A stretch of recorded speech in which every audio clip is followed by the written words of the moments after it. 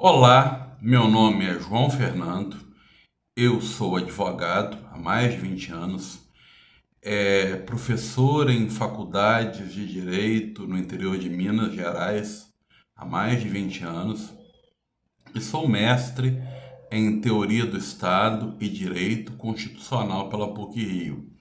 Irei fazer algumas considerações sobre direito do trabalho, agora sobre salário e remuneração. E começando a fazer uma diferenciação clássica. O que é o salário? Ele é definido com base em remuneração fixa, comissões e gratificações legais. Então, salário é remuneração fixa, comissões e gratificações legais. Ao passo que a remuneração é o salário mais as gorjetas. As gorjetas não são pagas pelo empregador, é um pagamento indireto, são pagas por terceiro. Então está feita essa diferenciação: salário, importância fixa, mais comissões, mais gratificações legais. Remuneração é o pagamento de salário mais gorjetas. As comissões, elas podem ser comissões que são o empregado pode receber só com base em comissões, ou pode receber importância fixa mais comissões ou gratificações legais. Se o empregado receber só com base em comissões, existe uma previsão no sentido de que, se em determinado mês as vendas, as comissões forem baixas, ele tem que receber no mínimo um salário mínimo. As gratificações legais são basicamente o adicional noturno, que é de 20% no caso de adicional noturno urbano, trabalho das 22 às 5 horas, 25% em caso de trabalho rural pecuário, que é das 20 às 4 horas da manhã, 25% adicional se for trabalho rural na agricultura, que é das 21 horas às 5 horas da manhã. Então a gente definiu aqui de uma maneira rápida e direta o que é o salário. Cabe falar do salário in natura. Bom lembrar que salário e remuneração são definidos no artigo 457 da CLT. O salário in natura é definido no artigo 458 da CLT, o salário utilidade. É sempre bom lembrar que no mínimo 30% do salário mínimo tem que ser pago em direito. O salário in natura é o pago em utilidades. Por exemplo, alimentação e moradia. Para o trabalhador urbano, você pode descontar 25% do salário, pagar 25% do salário, melhor dizendo, a título de moradia, e 20% do salário a título de alimentação. Para o trabalhador rural, inverte-se moradia 20%, alimentação, salário in natura 25%. Também acho que vale a pena estudar a vedação ao salário complessivo, perdão. Ficou feio até falar compressivo, é complessivo.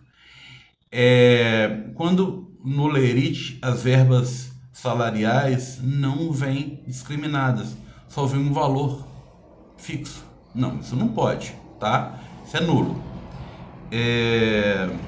Importante também ressaltar o que não é salário, o que deixou de ser salário com a reforma trabalhista de 1917, a Lei 13.467 de 17, que alterou o artigo 457 e que fez com que auxílio alimentação, ajuda de custo, abonos, diárias para viagem, prêmios, não sejam considerados verbas salariais. Então, se não é verba salarial, não é computado para fins previdenciários e para fins trabalhistas rescisórios e não é contabilizado, por exemplo, para recolhimento de FGTS. Participação nos lucros não tem natureza salarial e é uma verba que, em não sendo salarial, também não é obrigatória, só paga se o empregador quiser ou for expressamente tabulada em convenção coletiva. O salário tem características próprias, eu vou enumerar apenas algumas. A primeira, o caráter forfetário. O salário não é vinculado ao resultado. Ah, se eu tiver lucro, eu te pago. Não, esse mês eu estou apertado e não te pago.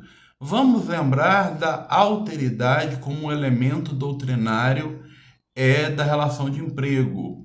Quem assume os riscos do empreendimento é o empregador. Então, se vira, meu amigo.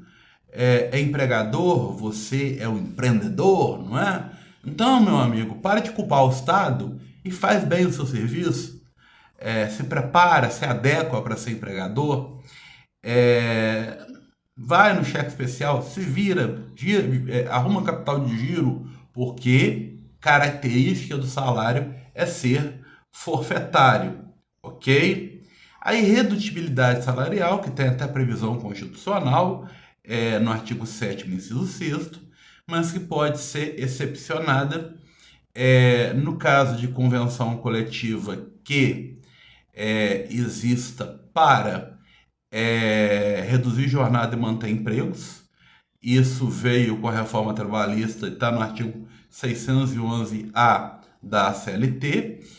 E a doutrina também diz que cabe redução salarial no caso da supressão do salário-condição, ou seja, não mais trabalha com adicional noturno, com adicional de insalubridade, com adicional de periculosidade.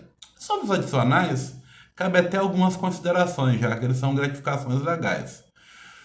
O adicional noturno eu já expliquei. O adicional de insalubridade, ele tem 3 graus. O grau mínimo é 10% do salário mínimo. O grau médio, 20% do salário mínimo. O grau máximo, 40% do salário mínimo. A insalubridade vai ser definida conforme perícia ou as NRs, normas regulamentares, que definem o que é ou não insalubre. E o adicional de periculosidade é aquele fixado com base em atividades perigosas que geram risco de vida ou integridade física do empregado. Por exemplo, atividades com explosivos, com risco de queima, atividades com energia elétrica, atividades com elementos nucleares. E o adicional de insalubridade é 30%, não do salário mínimo, mas sim da importância fixa. Importante ter em mente essa característica. O salário também tem como característica o caráter alimentar, ele é verba de subsistência, ele faz parte do mínimo existencial. Então, em regra, ele é irrenunciável e impenhorável, embora hoje a doutrina e a jurisprudência venha flexibilizando, por exemplo, a empenhorabilidade. Salários mais altos, penhoras quando o devedor não encontra formas de pagamento, desde que garantido o mínimo existencial, desde que garantidas condições do trabalhador viver do seu salário, essas penhoras têm sido admitidas por parte da jurisprudência. O salário, ele é crédito privilegiado. Na falência, regida pela Lei 11.101 de 2005, o salário, as verbas salariais, alimentares, têm prevalência no momento do pagamento dos credores.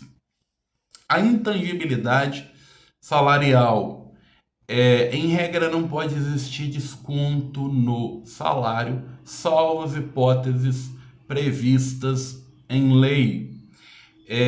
Isso aí vai ser regulado basicamente pelo artigo 462, que vai dizer que não pode existir desconto. O desconto só vai ser lícito nas hipóteses previstas em lei. Culpa. Dano gerado por culpa. Cabe desconto se o empregado anuir. Dano gerado por dolo. Aí cabe desconto sem necessidade de anuência do empregado. Outras hipóteses onde cabe desconto no salário: adiantamento, os vales, contribuições previdenciárias, imposto de renda, pensão alimentícia, contribuição sindical, desde que ela seja autorizada pelo empregado, o financiamento habitacional, empréstimos consignados, vale transporte, vale alimentação, descontos autorizados em convenção coletiva, descontos a título de plano de saúde, plano funerário, plano odontológico. Todos esses descontos são admitidos. Então, em breves palavras, são as iniciais considerações sobre salário. É isso que eu tenho a dizer e tenho dito.